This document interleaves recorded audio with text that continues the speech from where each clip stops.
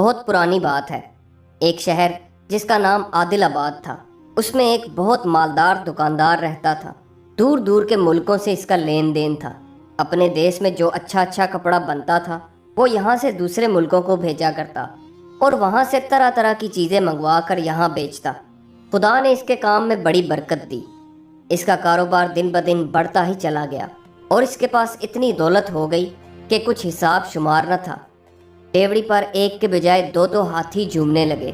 گھوڑوں کی تو گنتی ہی نہ تھی، لیکن ایک بڑا ہی نایاب گھوڑا تھا جو اس نے بہت سے دام دے کر 1 ارب سے خریدا تھا۔ دکاندار اسے بہت پیار کرتا تھا اور اس کا نام اس نے سبک سیر رکھا۔ ایک دن کا ذکر ہے کہ اس نے بہت سا سوتی کپڑا کابل بھیجا اور وہاں سے اس کے عوض کچھ مال منگوایا، یہاں تک کہ اس کا مال پہنچنے کا دن آ پہنچا۔ خیال تھا کہ تیسرے پہر تک سب مال عادل آباد پہنچ جائے گا، لیکن انتظار کرتے کرتے شام ہو گئی اور مال کا کہیں اتا پتہ نہ تھا۔ دکاندار کو فکر ہوئی کہ کیا بات ہے، مال کہاں رہ گیا۔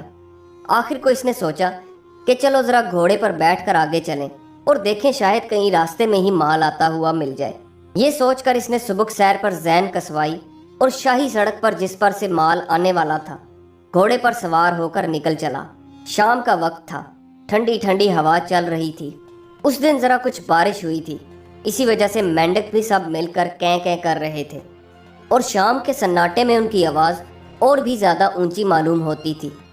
دکاندار مال کے بارے میں سوچے چلا جا رہا تھا کہ بے خیالی میں وہ شہر سے بہت دور نکل گیا اور ایک جنگل میں پہنچ گیا۔ ابھی یہ اپنی دھن میں آگے ہی جا رہا تھا کہ پیچھے سے 6 آدمیوں نے اس پر حملہ کر دیا۔ اس نے ان کے 2 وار تو روک لیے، لیکن جب دیکھا کہ وہ 6 ہیں اور میں اکیلا، تو سوچا کہ اچھا یہی ہے کہ میں ان سے بچ کر نکل چلوں۔ چنانچہ اس نے گھوڑے کو گھر کی طرف پھیرا، لیکن ڈاکوؤں کے پاس بھی گھوڑے تھے، انہوں نے بھی گھوڑے پیچھے ڈال دیے۔ اب تو عجیب حال تھا، سارا جنگل گھوڑوں کی ٹاپوں سے گونج رہا تھا۔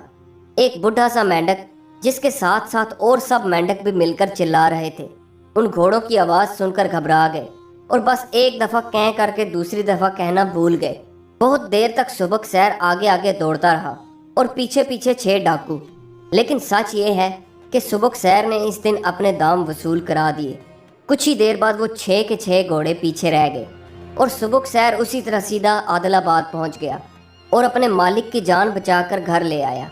پہنچنے کو تو سبک سیر گھر پہنچ گیا، مگر بدن پر اس قدر پسینہ آیا تھا کہ جیسے جھاگ معلوم ہو۔ کچھ ہی دنوں بعد پتہ چلا کہ اس نے بھاگتے ہوئے اتنا زور لگایا تھا کہ بیچارے کی ٹانگیں بیکار ہو گئیں۔ اس کے بعد اگلے کچھ دنوں میں اس غریب کی آنکھیں بھی جاتی رہیں، لیکن دکاندار کو سبک سیر کا احسان یاد تھا۔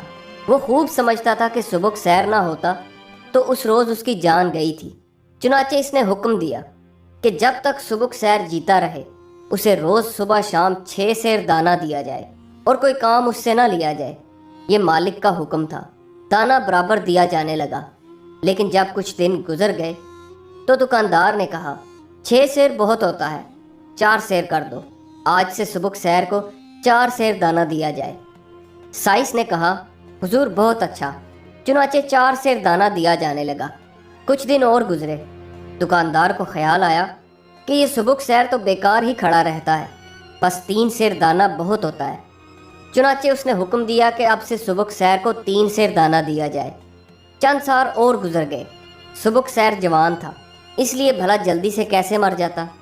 ایک دن دکاندار بولا اس سبک سیر کو دانے کی ایسی کیا ضرورت ہے، یہ تو ہمیشہ کھڑا ہی رہتا ہے، بس 1 سیر دانہ دے دیا کرو۔ اس کے بعد سے سبک سیر کو 1 سیر دانہ دیا جانے لگا۔ پھر کچھ عرصہ اور گزر گیا۔ سبک سیر بیچارہ کھانے کی کمی کی وجہ سے بہت دبلا ہو گیا تھا۔ اب وہ پہلے سی بات کہاں رہی تھی، شکل صورت بھی ویسی نہ رہی۔ ایک بار پھر دکاندار نے سبک سیر کو دیکھا تو کہا یہ سبک سیر کو خواہ مخواہ کیوں کھڑے کھڑے دانہ دیا جائے، کوئی خریدے تو بیچ ہی ڈالیں۔ مگر بیچارے لنگڑے لولے اندھے سبک سیر کو کون پوچھتا تھا، کسی نے دام نہ لگائے۔ آخر کار تنگ آ کر دکاندار نے کہا یہ کم بخت تو اب کھانے کا ہی ہے، اسے بس ہانک دو اور یہاں سے نکال باہر کرو۔ سائس نے سبک سیر کو کھول دیا، لیکن سبک سیر تھان سے نہ ہٹا۔ بہت ہانکا لیکن وہ اپنی جگہ اڑا رہا۔ سائس نے چابک لیا اور اسے مارنے لگا۔ چابک کے وار سے سبک سیر کچھ کسمسایا، لیکن پھر کھڑا ہو گیا۔ साइस ने फिर चाबुक मारा। साइस ने इसी तरह मार मार कर इस बेचारे को बाहर निकाल दिया। सुबुकसैर के दिल पर खुदा जाने क्या गुजरी होगी। दोपहर का निकला शाम तक वहीं सर झुकाए हुए दरवाजे के सामने खड़ा रहा। रात हुई तो वहीं सड़क के किनारे बैठ गया। रात को खूब बारिश हुई, ओले पड़े, लेकिन किसी ने उसे अंदर ना आने दिया। बेचारा सुबुकसैर उम्मीद लगाए वहीं खड़ा रहा। थक जाता तो बैठ जाता, फिर खड़ा हो जाता। घर के अंदर से ज़रा सारी आवाज़ आती तो इसके कान खड़े हो जाते कि शायद कोई आए और दरवाज़ा खोलकर मुझे अंदर ले जाए, मगर सब बेहिस हो चुके थे। आखिर सुबह हुई तो भूख के मारे बेचारा सुबुकसैर बेताब हो गया और सब्र शुक्र करके वहाँ से चल खड़ा हुआ। दिल में सोचा कि खुदा भला करे तुम्हारा, मैंने तुम्हारे साथ क्या किया और तुमने मेरे साथ क्या किया। चलने को तो बेचारा चल खड़ा हुआ, मगर आंखों से अंधा था। जगह जगह टकराता, ठोकरें खाता, इधर उधर सूंघता कि कहीं कोई शायद दाना पड़ा हो, घास का टुकड़ा हो या और कुछ, तो पेट में डाले, मगर कुछ ना मिला। उसी शहर आदिलाबाद में एक बड़ी मस्जिद थी और एक बड़ा सा मंदिर था। इसमें नेक मुसलमान और हिंदू आकर अपने अपने तरीके से खुदा का नाम लेते। इसी मंदिर और मस्जिद के बीच में एक बहुत ऊंचा मकान था, जिसके बीच में एक बड़ा सा कमरा था। इस कमरे में एक बहुत बड़ा घंटा लटका था, जिसमें एक लंबी सी रस्सी बंधी थी। इस घर का दरवाज़ा दिन रात खुला रहता था। शहर आदिलाबाद में जब कोई किसी पर जुल्म करता या किसी का माल दबा लेता या किसी का हक मार लेता तो वो इस घर में जाता, रस्सी को पकड़कर खींचता तो ये घंटा इस जोर से बजता कि सारे शहर को खबर हो जाती। घंटे के बजते ही शहर के अच्छे अच्छे मुसलमान और हिंदू वहाँ आ जाते और फरियादी की फरियाद सुनकर इसका इंतज़ाम करते। इत्तफाक की बात है कि सुबुकसैर रात भर मारा मारा फिरा और सुबह सुबह होते इस घर के दरवाजे पर जा पहुंचा। दरवाजे पर जो कुछ रोक टोक न थी तो ये सीधा घर में घुस गया। बीच में रस्सी लटक रही थी। सुबुकसैर जो गरीब अंधा हो चुका था, मारे भूख के हर चीज़ पर मुंह चलाता और टकरे मारता। चुनाचे भूख की वजह से वो रस्सी को ही चबाने लगा और रस्सी चबाने में ज़रा जो खींची तो घंटा बजने लगा। मुसलमान अपनी मस्जिद में नमाज के लिए जमा थे। पुजारी मंदिर में जाकर पूजा कर रहे थे। घंटे की आवाज़ सुनकर सब चौंक पड़े। मुसलमान मस्जिद से निकल पड़े और हिंदू मंदिर से निकल पड़े। सब के सब वो उस घर की तरफ लपके और उस घर में आकर जमा हो गए। सब हैरान होकर देख रहे थे कि घर के बीच में सुबुकसैर खड़ा है। लोगों ने पूछा, ये अंधा घोड़ा किसका है? उन्हीं लोगों में से किसी ने बताया कि ये उस ताजिर का घोड़ा है जिसकी इसने जान बचाई थी। पूछने पर मालूम हुआ कि अब ताजिर ने उसे घर से निकाल दिया है। लोगों ने ताजिर को बुलवाया। सबकी अजीब हालत थी। एक तरफ अंधा घोड़ा खड़ा था, इसके ज़बान न थी जो शिकायत करता। दूसरी तरफ ताजिर खड़ा था, लेकिन सब जानते थे कि मामला क्या है और सबसे ज़्यादा ये ताजिर खुद जानता था। शर्म के मारे आंखें झुकाकर खड़ा रहा।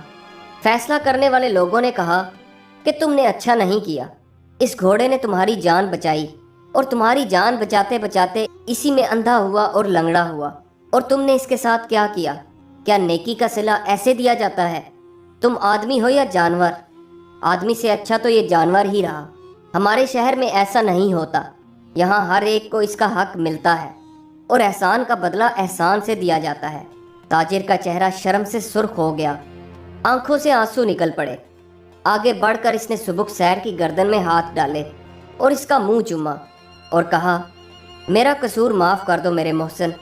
ये कहकर इसने सुबुकसैर को साथ लिया और घर ले आया। फिर मरते दम तक इसके लिए हर तरह के आराम का इंतज़ाम रहा। दोस्तों, ये कहानी आपको कैसी लगी? कमेंट्स में अपनी राय का इजहार ज़रूर कीजिएगा और हमारे चैनल को सब्सक्राइब करना मत भूलिए। वीडियो देखने का बहुत बहुत शुक्रिया।